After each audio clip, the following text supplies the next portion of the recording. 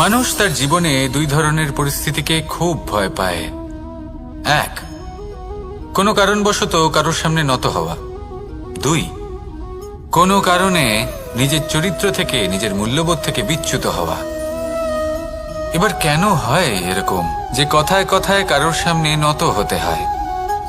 কেন বারংবার নিজের চরিত্র থেকে চ্যুত হতে হয়? এরকম কেন হয়?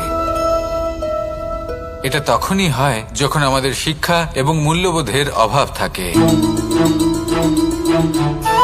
যদি মানুষের মধ্যে প্রকৃত শিক্ষা থাকে তাহলে এই সংসারে কোনো সময় এবং কারোর সামনেই নত হওয়ার কোনো প্রয়োজন নেই। যদি মানুষের মধ্যে মূল্যবোধ থাকে তাহলে তাকে নিজের মূল্যবোধ বা চরিত্র থেকে বিচ্যুত হতে হয় না, তা সে যাই হয়ে যাক না কেন।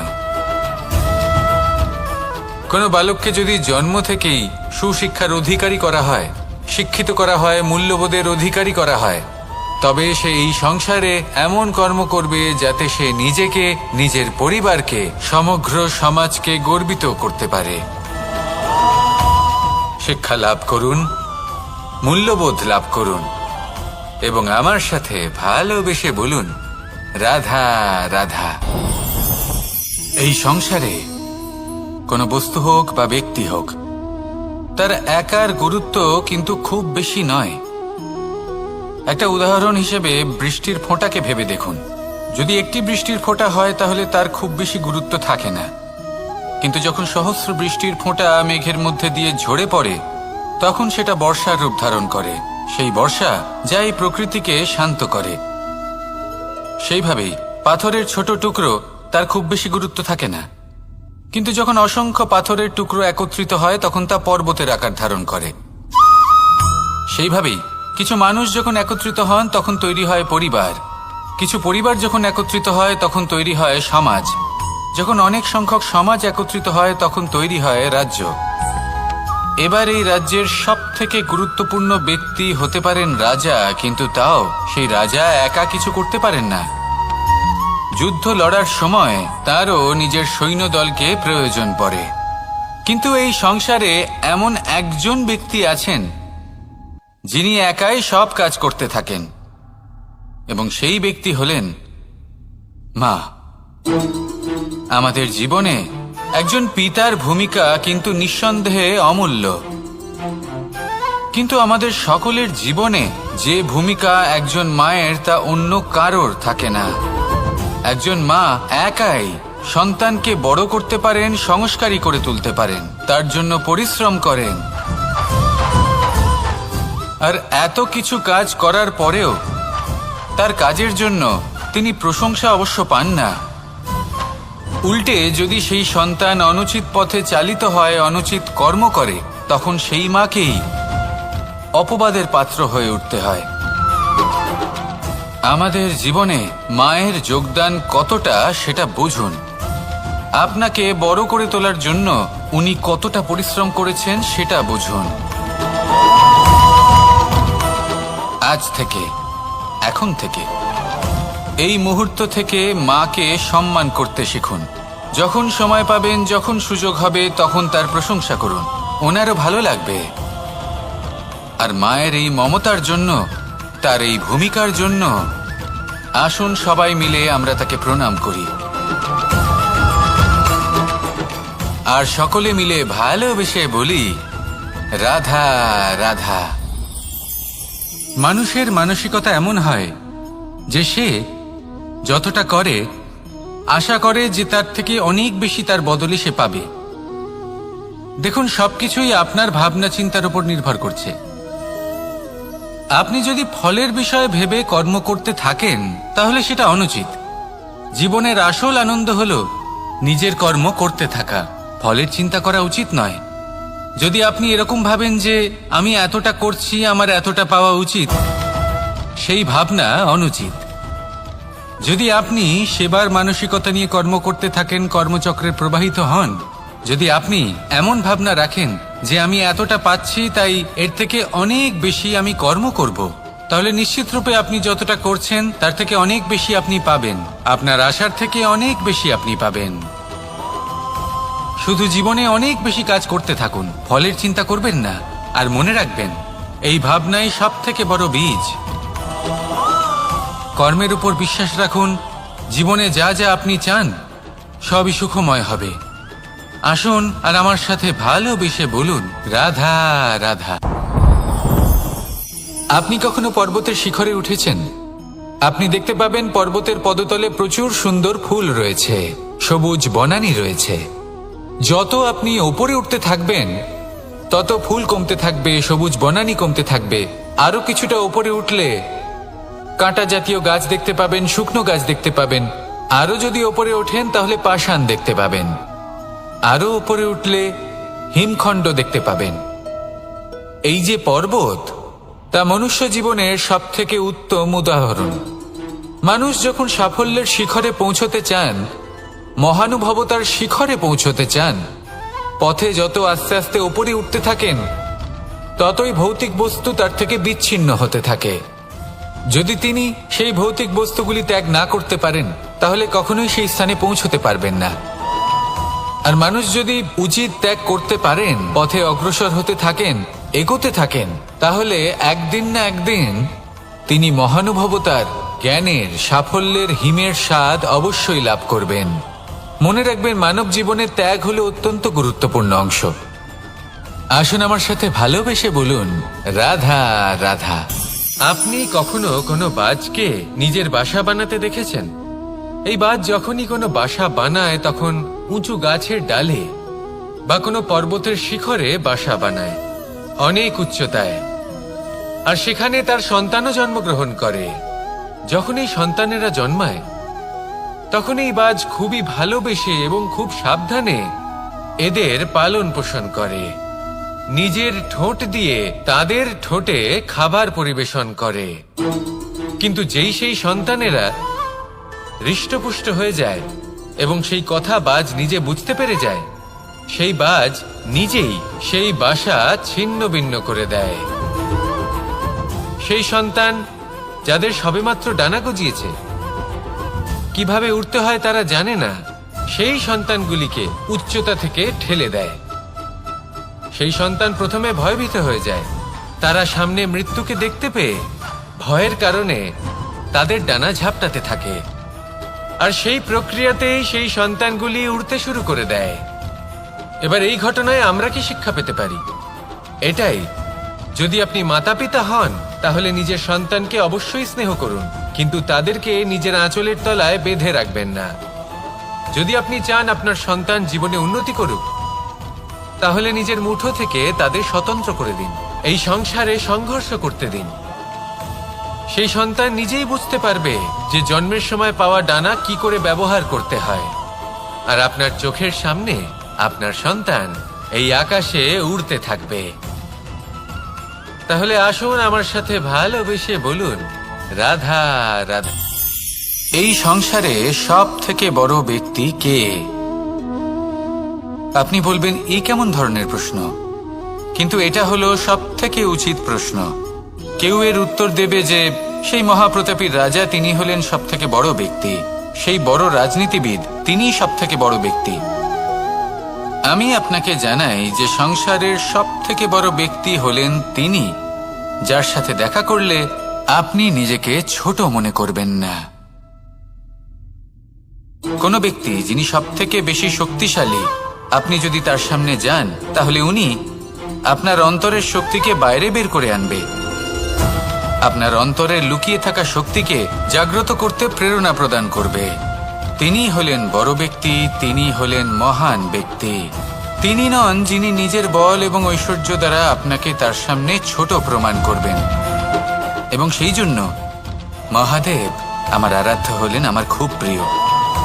কারণ রাজা হোক বা ফকির, কেউ যদি ওনার সামনে যান তাহলে সে নিজেকে ছোট মনে করেন না। আপনিও যদি জীবনে অনেক বড় হতে চান তাহলে কাউকে কখনো নিজেকে ছোট মনে করতে দেবেন না। তার অন্তরে বড় হয়ে ওঠার প্রেরণা প্রদান করুন। আসুন আমার সাথে ভালোবেসে বলুন, রাধা রাধা। সূচের শেষে একটি ছিদ্র থাকে যার দ্বারা আমরা এই সুতো পরাতে পারি। আর তারপর সূচের সাহায্যে এই সুতো দিয়ে বস্ত্র সেলাই করা যায়। কিন্তু যদি সুতোটা সোজা করে ধরা না হয় তাহলে সূচে কখনো এই সুতো পরানোই সম্ভব নয়। যদি এতে কোনো গিঁট পড়ে তখন তা কখনোই এই ছিদ্র দ্বারা প্রবেশ করা সম্ভব নয়। ঠিক এইভাবেই যদি আপনি কারোর জীবনে প্রবেশ করতে চান, কারোর অন্তরে প্রবেশ করতে চান, তাহলে আপনাকেও সহজ থাকতে হবে। এতে কোনো গিঁট থাকলে চলবে না, অর্থাৎ মনে যাতে কোনো মালিন্য না থাকে, যেন কোনো কুচিন্তা না থাকে। যদি এসব থাকে তাহলে আপনি কখনো কারোর জীবনে প্রবেশ করতে পারবেন না। আর যদি কোনোভাবে আপনি প্রবেশ করেও যান তাহলে তার মনে ঘর করতে পারবেন না। নিজেকে এই সুতোর মতন করে তুলুন, সহজ। মনে যেন কোনো কুচিন্তা না থাকে, সবার প্রতি যেন সদ্ভাবনা থাকে, শুভ চিন্তা থাকে। এমনটা করতে থাকুন। এমন একটা দিন আসবে যেদিন এই সমস্ত সংসারের ব্যক্তির মনে আপনি বাস করবেন, আর তখন এই মন প্রসন্ন হয়ে বলবে, রাধা রাধা।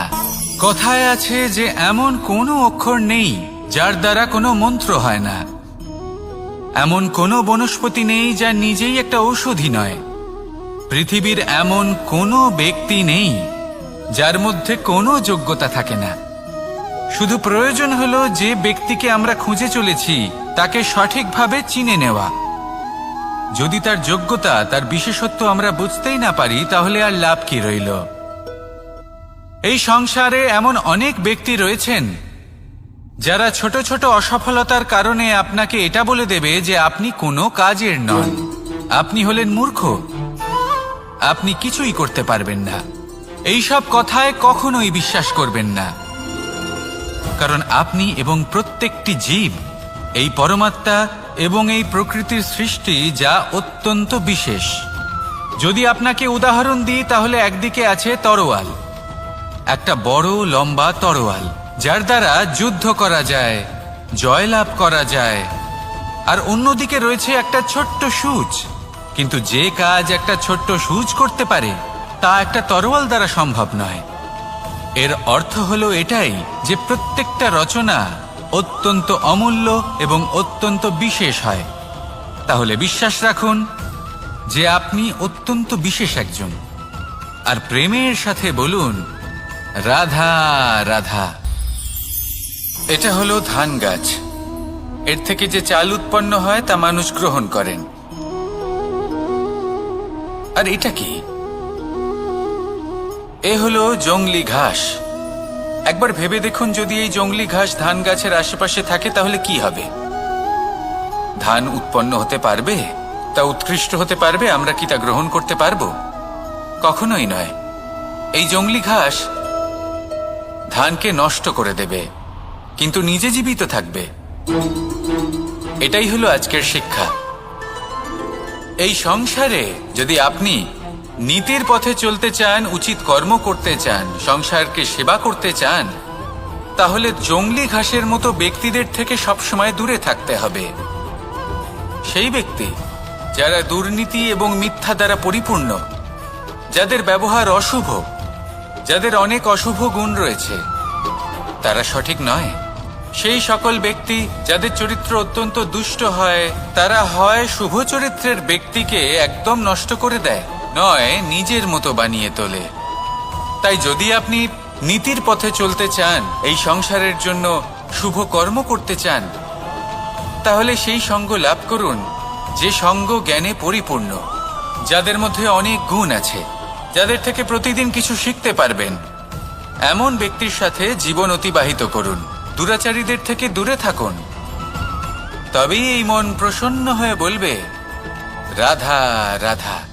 পঞ্চতত্ত্বের মধ্যে দ্বিতীয় তত্ত্ব হল ধরণী, ভূমি, যাকে আমরা ধরণী মাতা বলি। এই ধরণী ধৈর্য ধারণ করে, আর এর ওপরেই আমাদের সমগ্র সংসার নির্ভরশীল। কারণ এই ভূমি সহ্য ক্ষমতা রাখে, এর সহ্য ক্ষমতা হলো অপরিসীম। সন্তান যতই আঘাত প্রদান করুক না কেন, প্রেম পূর্বক সহ্য করে, আর তার বদলে অমূল্য রত্ন প্রদান করে। সন্তান যদি হাল চালায় তাহলে তার বদলে তাকে অন্ন প্রদান করে। এটাই হলো ধরণী। এবার এর থেকে আমরা কি শিক্ষা পেতে পারি? এটাই যে কারোর জন্য কিছু করা বা কাউকে কিছু দেওয়া মনে কোনো কামনা ছাড়াই। আর এই কথাটা বুঝে যান, যদি কারোর জন্য কামনা না রেখে বা কোনো পাওয়ার আশা না রেখে কারোর জন্য কিছু করেন বা কারোকে কিছু দেন, যদি এটা আপনি শিখতে পারেন তবে আপনি ভালোবাসতে শিখে গেছেন। আর সেই জন্যই এই ধরিত্রীকে মাতা বলা হয়, কারণ মাতা শুধু উনি নন যিনি গর্ভে সন্তানকে ধারণ করেন, মাতা তো উনিও যিনি জীবন বাঁচতে শেখান, যিনি জীবন বাঁচার উদাহরণ প্রদান করেন। তাহলে ধরনীর থেকে এই নিঃস্বার্থ ভাব শিখুন, নিঃস্বার্থ ভালোবাসা শিখুন, আর এই ভালোবাসার সাথেই বলুন রাধা রাধা। এই সংসারে আমরা প্রকাশ কোথা থেকে পাই? এর উত্তর বড়ই সরল। ভোরে যখন সূর্যোদয় হয় তখন প্রকাশের কিরণ আমাদের ঘরে এসে পৌঁছয়। এইভাবেই আমরা প্রকাশ লাভ করি। এবার এই প্রকাশের আলোতেই আমরা সারাদিনের কাজ সম্পন্ন করি। সন্ধে হয়ে যায়, সূর্যাস্তও হয়ে যায়, আর আমাদের ঘর যাতে অন্ধকার না হয় তার জন্য আমরা একটা প্রদীপ প্রজ্বলিত করি। এটাই ঘটে আমাদের জীবনেও। এবার প্রবাহমান আয়ুর সাথে আমরা আমাদের অন্তরে যদি একটা প্রদীপ প্রজ্বলিত করে নিই তাহলে বিষয়টাই অন্যরকম হবে। এবার আপনি বলবেন কোন প্রকাশের কথা বলছি যে আমাদের অন্তরে জাগ্রত করা সম্ভব? আমাদের আত্মার মাঝে প্রেমের প্রকাশ জাগ্রত করার কথা বলছি। কারণ আমাদের এই জীবন এও হলো দিনের আলোর মতো। আজ প্রকাশ আছে, কিন্তু কোনোদিন অবশ্যই অস্ত হবে। কিন্তু অস্ত হবার আগে যদি আমরা আমাদের আত্মার মাঝে প্রেমের এই প্রকাশ উজ্জ্বলিত করে নিই তাহলে আমাদের সন্ধ্যাকালও আমরা আনন্দে এবং প্রেমে যাপন করব। তাহলে আসুন আর আমার সাথে ভালোবেসে বলুন রাধা রাধা।